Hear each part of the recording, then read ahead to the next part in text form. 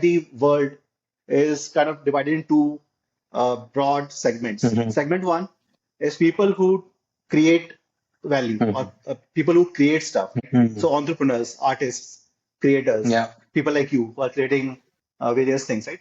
On the other side, there are wealth distributors who basically kind of take something and try to maximize it, try to transact it. I think what I loved about gaming were a few things. Number one, it's absolutely huge, right? So by any sort of imagination, there are about 3 to 4 billion people who game. They are paying an obscene amount of money in these games, right? So this is probably a $500 billion industry in next 3 4 years. Just that you have to think out of the box, understand where the real market is. A song called Roko Na Mujhe. This this talks about the fact that the only thing that is limiting you Is is ourselves. your own impression, is your impression of yourself. Yes, correct. So you kind of see yourself in the mirror, right? Hi friends, welcome to Stud Farmer. I'm your host Gagan Girotra. I am class of 2000 IIT Roorkee and class of 2005 IIM Calcutta. I worked in TCS for 3 years, in investment banking for 7 years, and for about last 10 years I've been an entrepreneur. And with this podcast, I intend to bring to you as many entrepreneurs and professionals as possible. Hopefully, you can learn from their experiences. Today, I have a very special guest with me. This is Anshul Bansal. Hi, Anshul. Hi, Gagan. Thank Good to you. be here. Thank you for your time today. So before I launch into our Q&A, why don't I give a brief introduction and the connect that you and I have, which is pretty special. Uh, Anshul and I go way back to our IIT Roorkee days, and Anshul and I were on the same rock band at IIT Roorkee. Anshul was our lead guitarist. Sadly, I did not pursue my music thereafter, but Anshul was smart enough or motivated enough to pursue his music alongside his entrepreneurial dreams. Currently, Anshul is developing Tribal Arena. That's a gaming portal. So why don't we just quickly launch into what Anshul has to say about the few things that we'd like to know from him today. So Anshul, after you passed out from IIT Roorkee, this was in year 2000, you did a couple of stints with IT development companies, and that was, I think, roughly about 5 years. What made you decide upon an MBA that late in the game? Because typically most of us are, we even at campus, we always wanted to either do an MBA right away or maybe in a couple of years. I did my MBA after 3 years, but that was also considered quite late. But you did your MBA after 5 years. What was the thinking? So I joined IT. So I'm not a computer engineer, by the way. I did my graduation in industrial engineering, which is very far away from computers. But I was always so enamored by computers. I always wanted to study, and I always wanted to work in the IT field. So it was a passion that led me to computers, and I had fun. For 5 years, I was writing code. It was a creativity of different kind. It was almost like, for me, keyboard was my guitar. So I was having fun with that. But what happened after 3 4 years, I started getting very comfortable, and it has been a theme of my life. Whenever I get comfortable, I panic. So I think I panicked, and I said, okay, I'm too comfortable. Okay. With that mode, I can't grow. So let me try something crazy. And I decided to MBA. Okay. And at that point of time, I thought CAT was out, so I did a GMAT. I got a good score, so I was very sure that I wanted to do an MBA in India. So I decided on ISB, which was available to me. Yeah. ISB is fantastic. And then you got recruited by Global Logic, where you worked in their corporate mergers and acquisitions, basically acquiring other companies for Global Logic. Is that correct? That's correct. So my last company before going to ISB was Global Logic.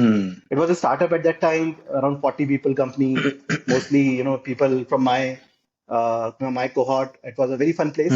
So when I graduated and there were few offers, I also had an offer from Microsoft. Okay. But my boss, who was one of the co-founders of Global Logic, he asked me if I could join and help him acquire companies across the world. Okay. It was an offer I couldn't refuse. I love that guy. So I joined them back. I see. Yeah. So typically it is said that, people leave bosses In your case, you Yeah, joined a boss. I did. Yeah. He was probably the best boss I ever had. Yeah. I see. So Global Logic, I've heard quite a few good things about Global Logic. I believe they help in creating products. And wasn't IT side of Global Logic any interesting for you, or was the corporate finance side, the mergers and acquisitions game where the excitement was? So as I said, I always loved tech, but the kind of tech that was being pursued at the time, this is like way back in 2006. Hmm.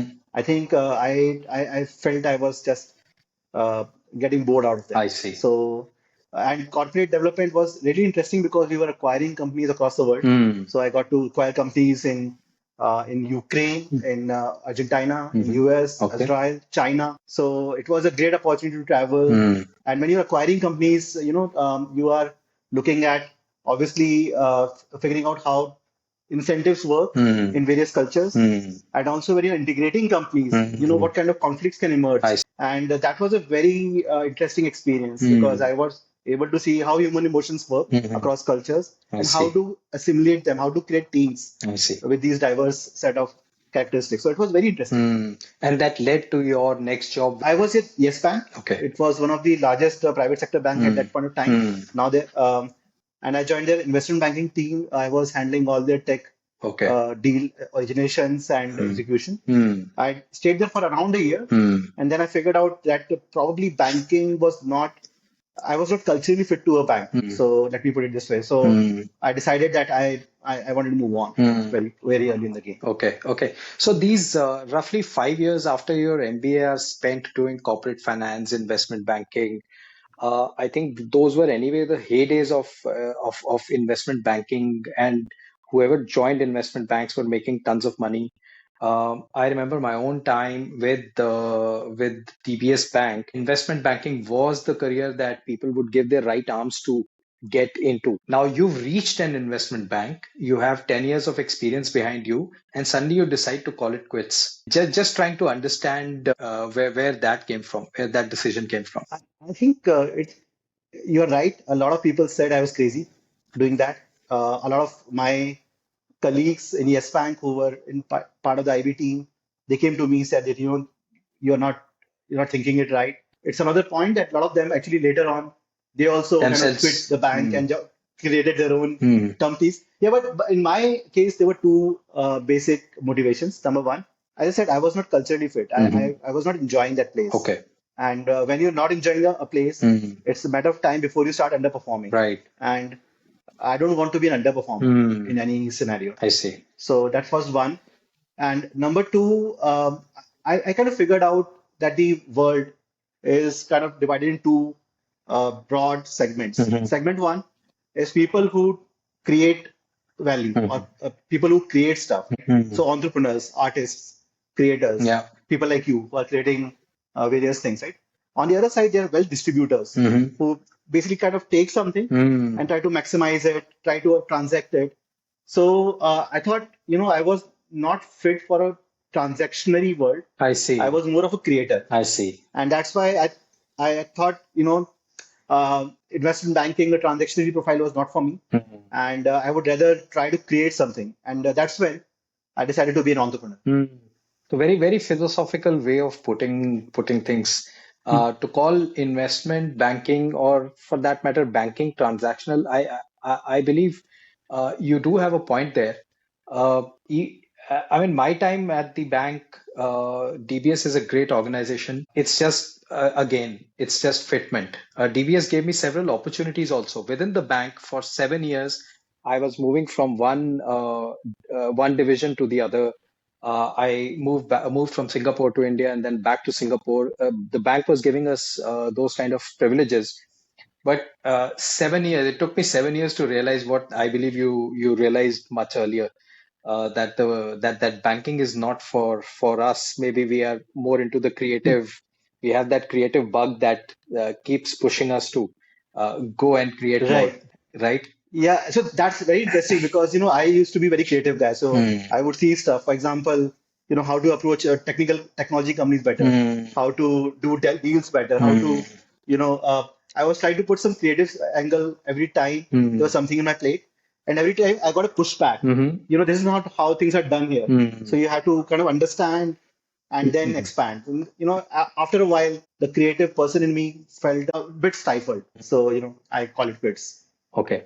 I think we'll also intersperse our discussion with some of the music you've created with Sifar and before Sifar and after Sifar. Uh, is this period in time something to do with you creating the song Kala Asman? I think so. So Kala Asma is a song that came to me. Most of my songs came to me when I was at a stage of my life and going through an emotion that I just couldn't out with words, right? So as an artist, an art in my mind is a way to express an emotion, right? If there's no emotion, there's no art. So this is something I figured out. Music is another form of art, and you have to out your emotion. Yeah. The emotion was that I was seeing this. I was walking towards this kind of dark abyss in a way, right? And I thought, once I reach there, there'll not be no turning back. The age passes on, you get institutionalized in a way of thinking, Yeah. and I do think that. I don't want to reach a point of no regret. And Kala Asma is this point where a person has reached his absolute end of the journey, and there's only regret because he can see the world is kind of burning around him, and there's only regret at that point of time. So yeah, it's a dark song, but it kind of reflected some of my mood at that time. I see. I see. I mean, dark or not, I think creativity works best when you're feeling something. And if you're feeling something Yeah. firsthand, believe me, most of us who are stuck in a certain position, in a certain time, in a certain zone, which we find that we cannot come out of. Sometimes, music like that is what gives us respite, even if we do not have the guts to take the decision that you probably took at that time. Now, to have a job for a certain amount of time, being used to a certain cash flow coming in every end of every month, and suddenly to deep dive into the deep ocean of entrepreneurship and have no such certainties around you. What was it like? Did it take any preparation to take this entrepreneurship jump, or was it just off the cuff? One day you decided to put in your papers, next month you're out there. No, it took a long time. So it's interesting because I was having so much fun with Global Logic, doing corporate development and all that. And then I said, okay, I will do investment banking. So I will take the next jump. I took that. I walk to the bank. It's my first day of job. It's a swanky building. It's in Worli. The office is on top of some 20th floor. You can see around all of Yeah, you. yeah. There are people wearing like this 1 lakh rupee cuffs, and it's a fantastic place. I walk in and I say, shit, I'm in the wrong place. This is the first day of my job, right? Because culturally I was not there. I could sense this is not what I belong. But what I figured out that I wanted to give myself time, see if is it a temporary thing or permanent thing. So I told myself I will stay here for 1 year. So actually I stayed there for exactly 1 year. When the year was over and that feeling I couldn't shake off. Actually, I took a long time I see. to come. I see. But that 1 year, I believe, was that preparation for the ultimate jump you're going to take. No, I was not even sure I was going to be an entrepreneur. I just wanted to do something else. The thing happened was because I was in investment banking, a lot of my clients were entrepreneurs, right? Either struggling or people who are already making it. And I got to meet a lot of them in IT service space, BPO space, in product development, in hardware technology. There was a lot of interesting stuff happening. And whenever I met them, I was stuck with the passion that they had, right? Okay. Sometimes they would not be in a great financial space, but everybody was so passionate around a problem. And I think that was infectious. That passion of entrepreneurs in front of me. That is when I decided I won't be happy if I don't try this out. I see. I see. So essentially, investment banking job did give you something. It gave you that window into Yeah. entrepreneurship, which you otherwise might have missed. Absolutely, Yeah? yeah. All right. Because before that, for me, entrepreneurship was a very narrow concept, right? With that, my thinking really expanded. And when you're leaving a job like that, where people, as you said, would give the right hand to get in, right? It builds a certain character in a way, right? So I decided, that point of time, I went to a talk, and InfoEdge founder, Mr. Sanjeev Yeah, Bikhchandani, yeah. I have a Okay. high regard for that guy. Yes. So he was giving a lecture somewhere, and I was part of that Hmm. group who was listening to him. And he mentioned that you can't be an entrepreneur if you give up on an idea for less if in a less than 7 years. 7 years is what it takes Hmm. to figure out if an idea is worth it or not. Hmm. At that point of time, I decided I will try, and I will try for at least 7 years Hmm. before I give up. Yeah, Thing with entrepreneurship, you have all the risk-taking ability, the energy, foolishness at a very young age. I don't think that's the age when you're thinking 7 years or even 5 years or 3 years. You're just, just so restless and so bubbling with energy that you just want to go out, kill it. If it doesn't work, most of us jump out, right? yeah, When this kind of maturity hits, we are already so deep into our societal pressures. We are married, we got kids, the school fee to take care of, the house EMI or the rent to take care of. That when we are ready to do that 7 years, we are just not there yet, right? So I believe in that sense, entrepreneurship is such a strange phenomenon to undertake, that somehow it's very difficult to figure out if the decision you're making is the right one. The timing of your decision, is it the right one? There's just so many variables that you just don't know. The right recipe is just not out there. What works for somebody may not yeah, work for somebody else. So very interesting. I don't think you gave it a lot of preparation or building up of a kitty to start your venture. You just figured that entrepreneurship is it. You put in your papers, and within 5 years of your MBA, you're out there looking for something to do. And we've talked about this earlier.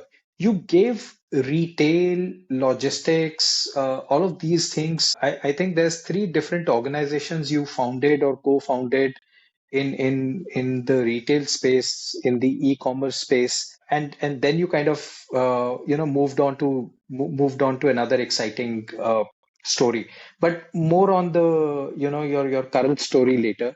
Let's run through the retail story. How did you come up with the idea of doing something there? So, as I said, I decided that I don't want to do it and try and, let's say, fail in 6 months, go back to job. Okay. I was pretty sure that whatever it takes, I will make sure that I'll not go to job Hmm. for at least a few years. Hmm. I'll try to make it 7, Hmm. but it cannot be 6 months, it cannot be 3 months. Right. I basically had just enough money in the bank for maybe 3 months of expenses. And at this point of time, I would not recommend anybody doing that. Hmm. It's pretty crazy. Hmm. I think it's foolish, Hmm. but that's what youth is. You're foolish and overconfident and cocky. I Yes. was all that. So I did that, but my wife was a great support at that time. Hmm. So, I said that, I want to do this. And she said, okay, let's give it a try. Hmm. So I started a service company with a couple of my friends. And she said, I also want to do something. And she started another company trying to do a basic old world e-commerce retailing. Hmm. So in the day, I used to work on the service side of business. Hmm. In the night, I used to support my wife, Okay. who creates, and she found a very interesting niche in vintage silks. Okay. So she figured out that there was a huge demand for old recycled silks, which could be exported by, at that time, new age platforms like Amazon and eBay, which were not yet popular in India yet, but they were doing a lot of cross-border trade. I see. So just to hedge ourselves, we did two businesses. One on services side. So yeah, so one of the companies was called Sanskriti Vintage. Hmm. It still exists. My wife runs it. She did such a fantastic job at it, and obviously I was able to create a lot of processes, systems, software, and all that. Hmm. So she won a President's National Gold Medal in 2015 for that Hmm. company. Wow. It's still, yeah, it's still a great company. It runs well. Okay. While helping her out, I came out of services business and created a product Hmm. which was called Stop Market. Okay. Essentially, it was a logistics, a warehousing system Hmm. that I wrote for my wife first, and then later on, I got Paytm as my customer. So Paytm Mall at that point of time was one of the top three e-commerce companies in Yes. India. Yes. and they had some problem with their warehousing provider. So their warehousing software guys. Due to some serendipity, I was there and I had a software which was pretty unique. And I was a company of 3 people, 4 people at that time. I was the main guy. There were 3 freshers. We had written the software, worked very well, but nobody was willing to give us a chance. To their credit, they gave us a chance. Very soon, we were running all the Paytm malls transactions on our software. So that was a very heady experience. Yeah. And you didn't get any other customers as Paytm Mall. I don't think it took off. Yeah. And with that, it just kind of Yeah, so I had a lot of customers which are smaller than Paytm, but when you get an enterprise customer and you have not really scaled your operations to them, what happens, one large customer can take all your bandwidth. So we did some pretty crazy stuff with them. For example, if you remember, when FastTag got launched, yeah, Paytm was the only company in India which was allowing you to buy FastTag online. Even Amazon and Flipkart were not able to do it. right. The reason was because this whole system was built on my software. I see. So we literally got the whole FastTech thing from design to execution in 3 days. And nobody is able to match that kind of speed. But yeah, that takes its toll. It was, I think I would say it was one of the high points of my entrepreneurial life that we were able to crack those kind of things with them. Yeah. For most entrepreneurs, I believe it's the solving a big problem that gives the kick rather than how much money you've raised or how much money you make every month. So if you solve a big problem like that, which changes the entire way an organization, such a big organization as Paytm Mall is run, I think that's the best you can get out as an entrepreneur, right? Absolutely. I mean, you live for a problem, right? The problem consumes you. It's like a music that wants to come out, right? Yeah. It won't come out. It's like a niche, right? You have to satisfy that. Yeah. And I know you have been there. You have seen, Yeah. It's almost like the whole world is one place, and Yes. that problem is in your 24 hours. You're thinking about that. You're dreaming about it. Absolutely. You're thinking about so many angles, and that's how I think great companies are born. But obviously, you need much more than just a great product. Absolutely. You need a great sales story. You need, perseverance, staying power. There are a lot of things that go into this. Yeah. You did something in drop shipping space also? So, in a way, because in Storm, that was one of the ideas Yes. that we were doing. Yes. Where we were helping both domestic consumers, the domestic companies, and even cross-border companies like companies like Alibaba, eBay. Yeah. They were trying to drop ship items into India, and we had a software that allows them to do that. So I see. we were starting to talk to a really large companies. We were very tiny, very small, 5-6 people company, trying to make ourselves heard. And so yeah, we did a lot of that.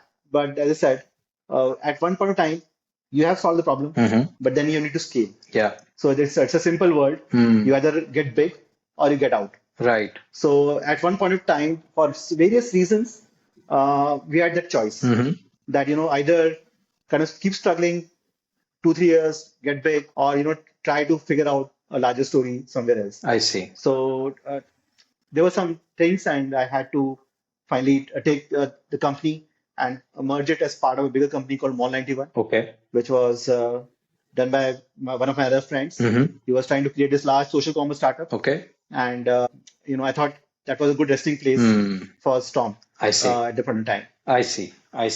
So you did give retail its fair share of those 7 years that you did initially think you would give, and then you change. Then you kind of moved on to the gaming space, and specifically, I believe the social gaming experience.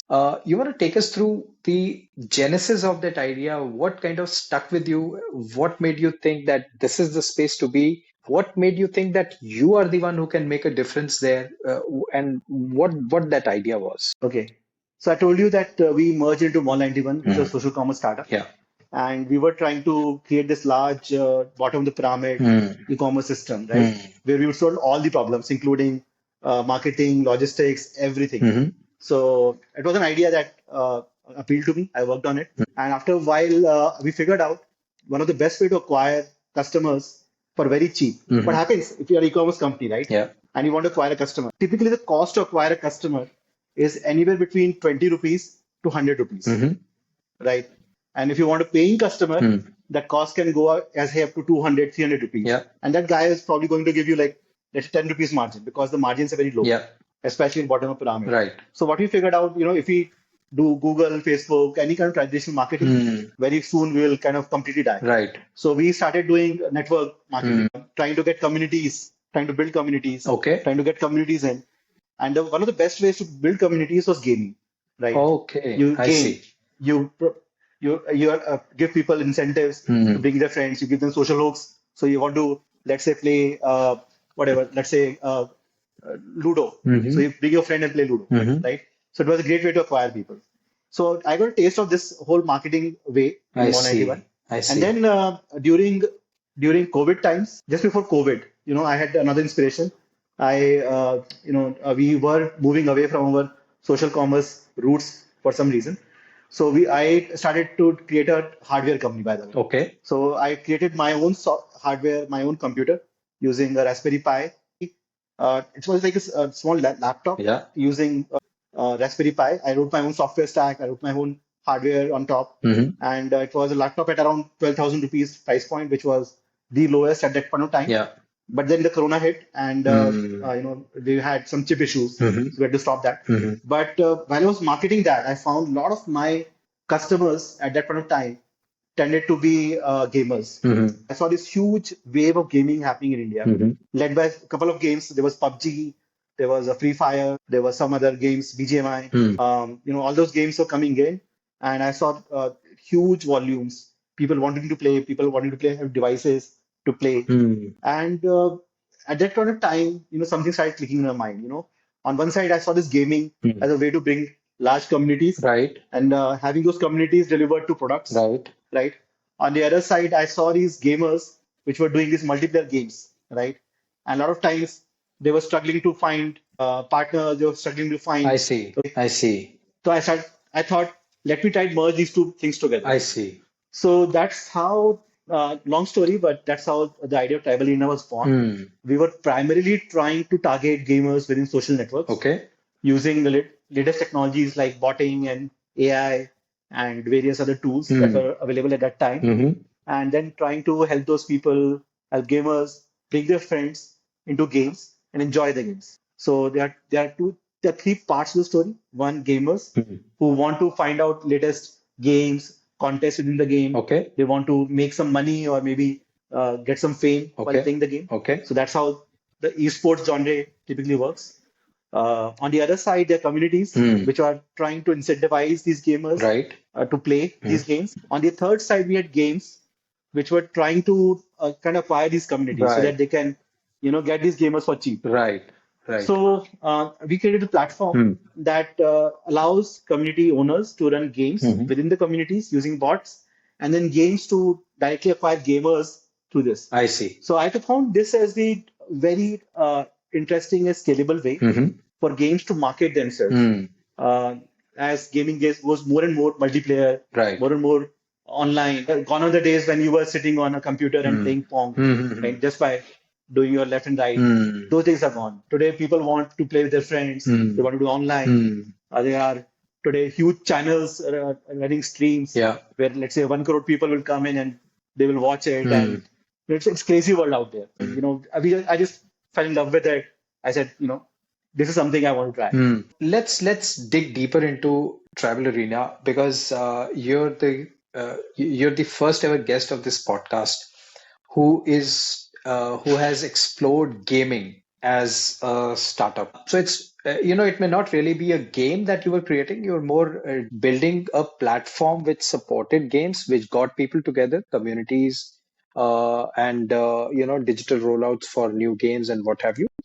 Uh, how is the gaming industry in India? Can you just give us a brief about the kind of market this is? Any big gaming companies coming out of India, or are we just consuming games being created in the West? Just give us some bullet points on this. And that's a great question. Gaming has been pretty big in India, but there are, I would say, two kind of games happening here. One are games which we play, just download something on Play Store, play it, and then kind of keep it in sites. You could have Ludos or Candy Crushes, Right. or Free Fires and PUBGs of the world. Yeah. On the other side, you had these RFGs, we call them, real money gaming platforms. Okay. So you can put Dream 11 in that space. You can put MPL, Okay. Cricket Adda, Rummy, and all that stuff, I right? see. That's the RNG side of things. I see. So what we saw as an evolution of a gamer in India was something like this. You typically start playing around in the age of 9, 10, 11. You're typically playing on your parents' device because you don't have a phone, right? And your timings also off. You will kind of play when your father comes home, and when he slap, कोई थप्पड़ नहीं मारेगा मेरे को, तब आप बैठ के गेम खेलोगे. And then obviously when you do that, the network restrictions that happen. So Right. there's a lot of interesting phenomena that happen because of the demographics and the kind of customer behavior happens in India. So As it's you grow not up, really community gaming at that stage, early stage. Okay. early stage is not community gaming. As you go more in teenage side, you start gaming with more of his friends. So I think between 13 years, 14 years to around 20, 21, 22 years of age, Okay. you're consuming a lot of these multiplayer games. At that point of time, आप फुक्कड़ हो, आपके पास कोई पैसे नहीं है. So obviously you can't create teams on Dream 11. भाई कुछ भी बोलने आके टीवी पे, right? So you are playing these games, and as you move on to first jobs and so on, 21st to 22, 23 years of age, you migrate towards real money gaming. I see. That's the kind of progression I we see. saw in India. So most money that was being made was being made by real money gaming, and Okay. that was one of the problems that I faced in India when we were talking to VCs and all. The only part of gaming they understood really well was real money gaming, and not really game marketing or content creation or those kind of things. Those are not happening that well in India. You would so I've spoken to a lot of companies in India, gaming studios who are trying to create their own IPs. Right. They're like kids fresh out of the college, having a lot of great ideas, great energy. But at one point of time, it's a hard thing to market. Right. Right. Right. So what happens typically, what I've seen, they would end up looking for a publisher who will take the title and market it online Right. on various stores, Right. or they would completely go hyper casual, try to experiment with uh, ad markets, ad driven Yes. games. So Yes.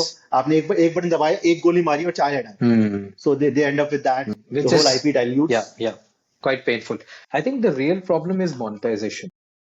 I mean, if you develop a game which people are simply not going to buy for a 50 rupee, 100 rupee, and unless there's real money gaming, how are these people, how are the publishers going to make money? And therefore, why would they pay developers who may have great game ideas, but at the end of the day, if they have to survive over building ads, they might as well build a simpler intellectual property that gets traffic and generates that kind of ad money for them instead of working so Right. hard on games. I think the other problem with gaming is that a lot of it happens over smartphones, mobile phones, which means that to develop native apps, you really have to be an expert. And going by the way Apple every year makes it more and more complicated and difficult for their developers. Every year, they're coming up with new hardware, which means that there's different kinds of screen orientations that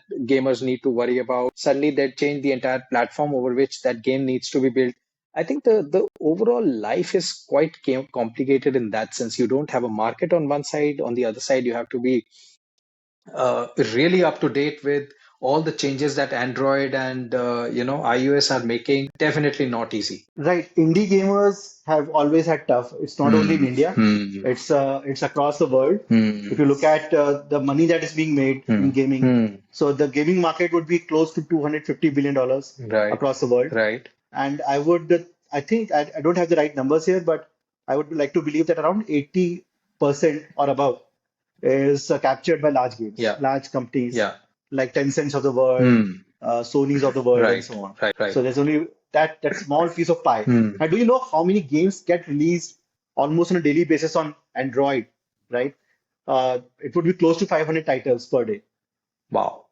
So now you spend 2 years to create a game, 3 years to create a game, right?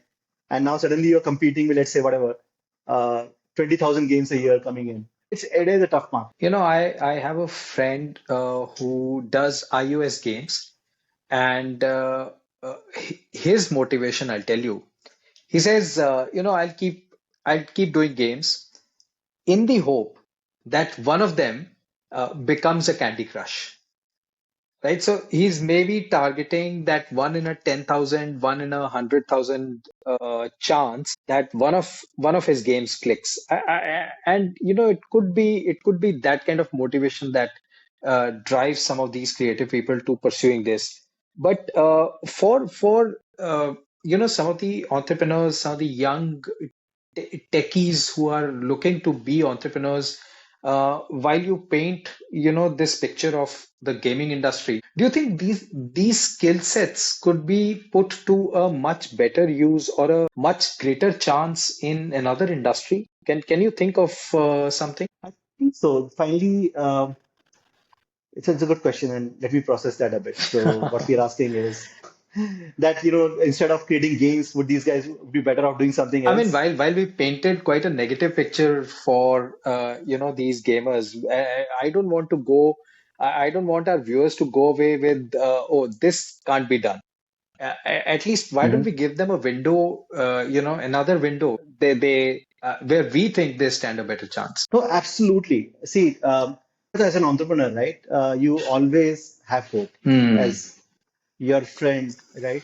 So, so you don't get into it because you're despair. You Hmm. think there's a thing that people have missed. Hmm. I think what I loved about gaming were a few things. Number one, it's absolutely huge, Hmm. right?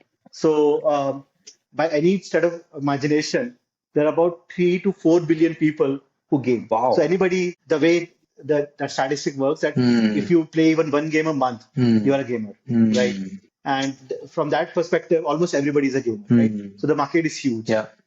They're paying an obscene amount of money Right. in these games, right? Hmm. So this is a probably a $500 billion industry in next 3 4 years, Okay. right? Okay. And there are obviously micro niches always available, right? Hmm. So you have games like Stardew Valley, which was an indie hit, still runs on top of the store. Single guy. Hmm. There was one guy who did that game. Hmm. He did the production, music, everything, Hmm. right? So you have these amazing stories out there. Yeah. So, perseverance does pay. Okay. You have to be at it. Hmm. And lastly, I would say, having done an idea like retail, Hmm. where part of it was technology Hmm. and part of it was physical boxes. It's a very difficult play to have a physical world and digital world coexist properly, Hmm. right? It's a hard thing to do. Hmm. That's why. Yeah. But in a purely digital space like gaming, right, Hmm. you can actually create pretty much magic, right? So if you're Hmm. very creative, if you stay in the industry, there is enough scope here in my Hmm. mind Hmm. to make a game, I right? see. It's just that you have to think out of the box. Yeah, Hmm. you can't. So if you ask me, Hmm. what I did wrong, what was the learning Hmm. over last 2.5 years while doing this, right? I think one, understand where the real market is. The Okay. real market right now, I would not say it's in India, um, especially if you're not doing real money games. Hmm. India, it's mostly a real money gaming market. Right. So if you're okay running a rummy shop or a teen patti shop Hmm. or a cricket shop, Hmm. then this was the market, right? Okay. Problem with that now, by the way, is that government has come Yeah. up with Yeah. a Yeah. new GST law, Yeah. which has completely decimated that market. Right. Um, on the other side, if you can still approach US market, European market, Hmm. Japanese market, Korean market through India. Hmm. We have companies which are doing that. I see. I know a company in Bangalore I see. which does a fantastic revenue Hmm. doing simple games Hmm. and delivering them on Facebook, Okay. right? Okay. Where they have mostly US customers and they make a ton of money. It's easy what they do.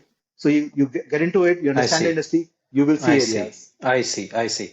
So what you're saying is find your niches.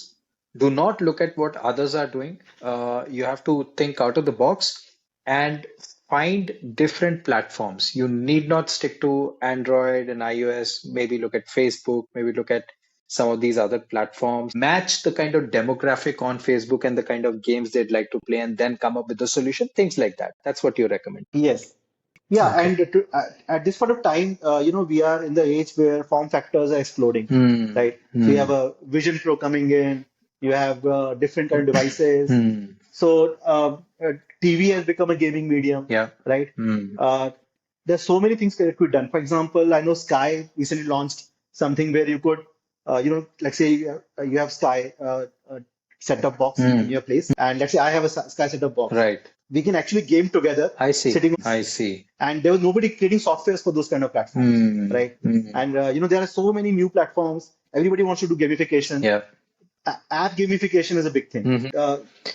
So there are a lot of apps. Even If you go to education apps Amazon, want everything gamified, and so you could probably come up with solutions for these for different industries. I see. exactly. I So if see. you go to Amazon today, you buy something, you'll see this Wheel of Fortune, right? So Hmm. you spin that and get some coins. Hmm. So everybody is doing gaming. Hmm. Gaming is kind of completely I out see. there, right? I see.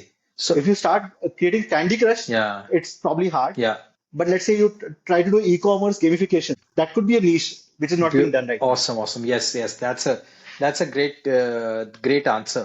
Look to deliver games to industries which are not in gaming, right? Yes. Yeah, Yeah. Yeah. very interesting, very interesting. I think Anshul, let's now move our conversation to our common love, our love for music. And I'm a little bit jealous here because when we both passed out of Roorkee, music for me kind of took a backseat. I guess I was just thrust into chasing my MBA and investment banking way too early, and music for me just took a backseat. Listening the same music I was listening to when I was in Roorkee.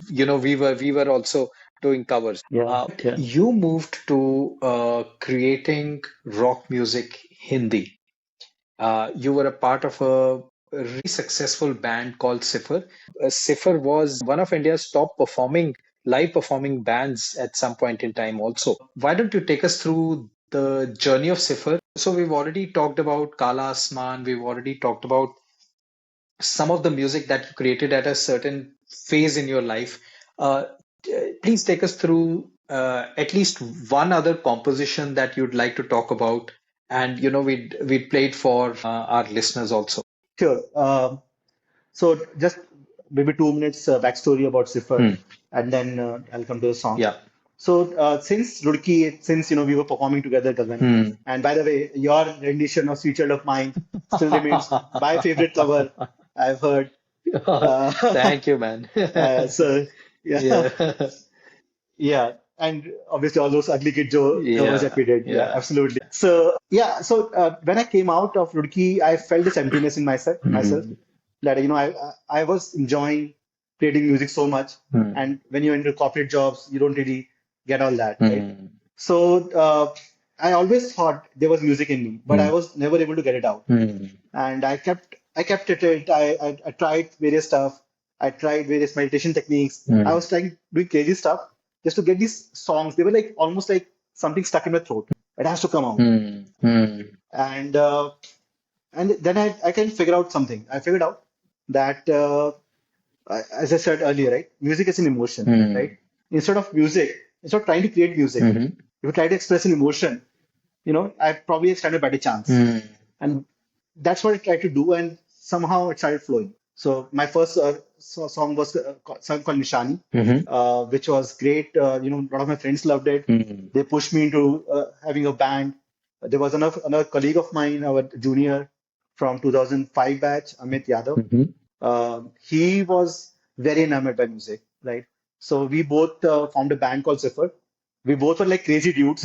We knew we were not really talented, and I said that we'll just make music which is nakedly true, Hmm. right? We weren't bothered about what people will think. We were not thinking about commercial angles. Nothing. We just wanted to get these I, emotions out. I think Anshul, There it's was a so much it's out. a it's a very beautiful thing you've just said, and something has occurred to me. Uh, in entrepreneurship, which is also in a way about creativity, but creativity towards solving a problem. You try it with a solution one, it works, maybe it doesn't. You try it with solution two, and one day it starts to work, and suddenly there's an organization which starts to develop around that idea. So you start with a problem. Similarly, like you just mentioned, music is not about the genesis is not the instrument you're learning, or your ability to rhyme, or your ability to find those notes in your throat. I think it's about, as you rightly said, the right emotion. If the right emotion hits you, then it doesn't matter the kind of talent you have. There's a lot of people that you and I, we know about, and we've talked about them also, which who were not full of talent but were brilliant musicians, and we would connect with them, right? I think Yeah. problem marrying the problem for entrepreneurs and marrying that emotion for musicians, such a similar thing. Yes, it's true. Yeah, I've been in these parties there will be famous musicians sitting Hmm. with a guitar in hand, and they will be like, आजकल ऐसा गाने चलते हैं Hmm. मतलब यदि मैं what if I put in some shocking English words, so Hmm. they will try to manufacture compositions, Yeah. and I've seen famous artists do that. And And we see many entrepreneurs do, oh, everything is edtech. Why don't I also do edtech, right? exactly, yeah, yeah, yeah. So yeah, so we were crazy enough. We Hmm. thought, we don't think anybody's Hmm. going to listen to us. Hmm. We will just do some stuff. Hmm. We'll record it to the best of our ability Hmm. and put it online, Yeah. and we'll forget it. Hmm. So we didn't even put our faces to it. We Hmm. just put it out there, Hmm. and suddenly we know. Then there's a following. People started following us. Wow. We started getting calls. That can we use this music? Is great music. Can we Hmm. put this in our CD? Hmm. Can we use it in our some YouTube Hmm. video at the back? Hmm. And we thought, we are not bad. So we started doing more and more of that. Hmm. And at that point of time, I think I was at my creative best. Hmm. So the music was almost flowing out of myself. Hmm. So I would kind of take a flight, and I would have this idea of a song, and I'll land, I'll just write it down, Hmm. and we'll record the next day and put it up on online, and it becomes a hit. Hmm. So all kind of crazy stuff was happening. Hmm. Hmm. Yeah, so one composition that I really connected with at that point of time Hmm. when we created Sifar Hmm. was a song called Roko Na Mujhe. Hmm. This this talks about the fact that the only thing, as human beings, what you realize as entrepreneurs, right? Uh, the only thing that is limiting you Is is your ourselves. own impression, is impression of Yes, yourself. So correct. you kind of see yourself in the mirror, right? Hmm. And something stays you back. Hmm. Somehow you लगता है यार तेरे से नहीं हो पाएगा when you look at the mirror. We all have that. Yeah, now there are those mornings, right? Hmm. And that mirror, that reflection in the mirror, Hmm. sometimes stops you from being you, right? And And you to want to to an break that.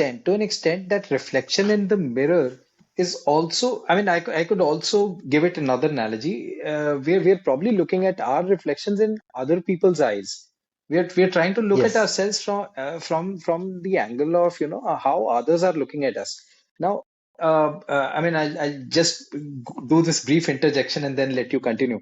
But there's this new podcast idea that I had, and I thought, I need to get it out there. I need to cleanse my system, and whatever I have, I want to talk about, and maybe in the future create courses around it.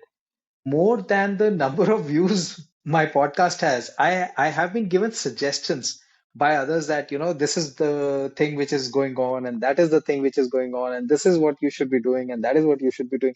And like you rightly said, it's about my own self image that I need to work on. I think I need to shut my door down, and without any external voice bothering me, I need to probably figure out who I am, what I can give, and then take it from there. You're so right. Hmm. I think the only person you want to please in your life Hmm. is yourself, right? And you want to be proud of yourself, right? Hmm. It doesn't matter what others think. You know, once you get successful, Hmm. they will think well of you. If you are Yeah. not, even if you tried hard, I think Hmm. you did something well. Hmm. So I would say it's very true, and that's what stops us, right? Our Hmm. conditioning, our people are around us, and Hmm. more than, as you rightly said, more than that, our own perception Hmm. of how we are seeing ourselves in the others' eyes, right? Hmm. Those are the things that are the real demons. that you want I, to confront? the other problem with perceiving yourself from other people's eyes, others judge you from a very vanity-based matrix. If you've got 1 million followers on Instagram, then you are somebody. If you've got $1 million in your bank account, then you are somebody. But I think the journey of an entrepreneur, the journey of a musician, something that both of us hold so dear to us, and something which is common to both of us. I believe there's so much more growth and there's so much more expression that we are encountering that after a point, these vanity metrics they don't matter to us as much as they probably matter to other people when they judge us. To be a successful entrepreneur, I think when people say you got to be foolish to be an entrepreneur, or I guess maverick to be a musician, I think both uh, kind of fall in the same genre of foolishness or lack of common sense.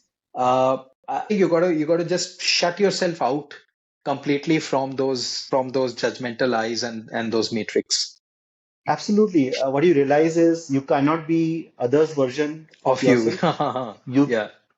you have to be the best you could become, right? Hmm.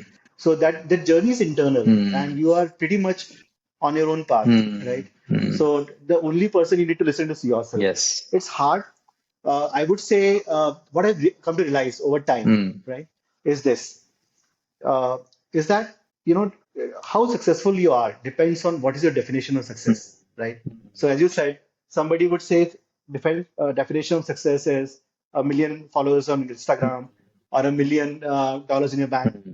That's true. Hmm. It's a great metrics. Right. I know people who dig that, Right. but there could be another metrics. How many people you moved? Hmm. Were you able to complete the thing you started? Did you have a great day where it was filled with adventures? Hmm. So, I have tried to, over time, Hmm. get my success just shortened down. Hmm. So I've tried to enjoy each day Hmm. as it goes, right? Hmm. Every day I feel privileged to be able to work on this idea. There's so many Hmm. people out there Hmm. who would have similar crazy thoughts like I, Hmm. right? But how many of them are able to do the Yeah. kind of stuff I was able to do, Yeah. right? Yeah. In some cases, they would love to do it because, Hmm. but they are stuck in family issues, Hmm. they are stuck in things or some, medical issues, the things that they cannot shake out of. Hmm. So in one way, I feel myself so privileged Yeah. to be able to, have friends like you, have Hmm. studied like in IITs and Hmm. ISB, been able to work in so many Yeah. industries, having my own rock band. So, in my mind, I have been successful multiple times over. Yeah. Just not in conventional matrices sometimes, Yeah. but my own defined matrices. Absolutely, absolutely. I think that's the beauty of it. We all find what we are out there to find, or ultimately that thing finds you. Yeah. One way or another. I think Yes. I think it's all about that. Like, great, yeah. Yeah. Anshul, thank you so much, man. I've taken up so much of your time. Uh, During this, when I edit this, I'm certainly going to put in some of your music in there. I'll give the link to your music also in the description down below. So hopefully our viewers can download that music and appreciate what you've really done. I think I'll leave you with one final thought. We need to get together and get our music thing going again. I would love to work with you as much as I can. So anytime you have some creative bug that bites you and you come up with a new tune, give me a shout. Maybe we can collaborate together and do something with it. Definitely. I would love to perform the stage when you get your, 10 million subscriber party. So that's my next dream as well. Now you are tying me down to a vanity matrix. Yeah, No, no. that's how, Yeah, you yeah, trap yeah, others. yeah, yeah, yeah. No, no, Absolutely. yeah. Thank you so much for your time. It was absolute fun, and you just took me back to our good old rookie days, the free radical days. Yeah. Yeah. Great, great. Yeah, Love it. Gagan, anytime. It was a pleasure being here. thank you. And, let's keep rocking. Let's Yes, keep creating let's stuff. keep rocking. And let's make this a huge and great life. Yes, Thank you. absolutely. Yeah. Thank you. Bye. Bye.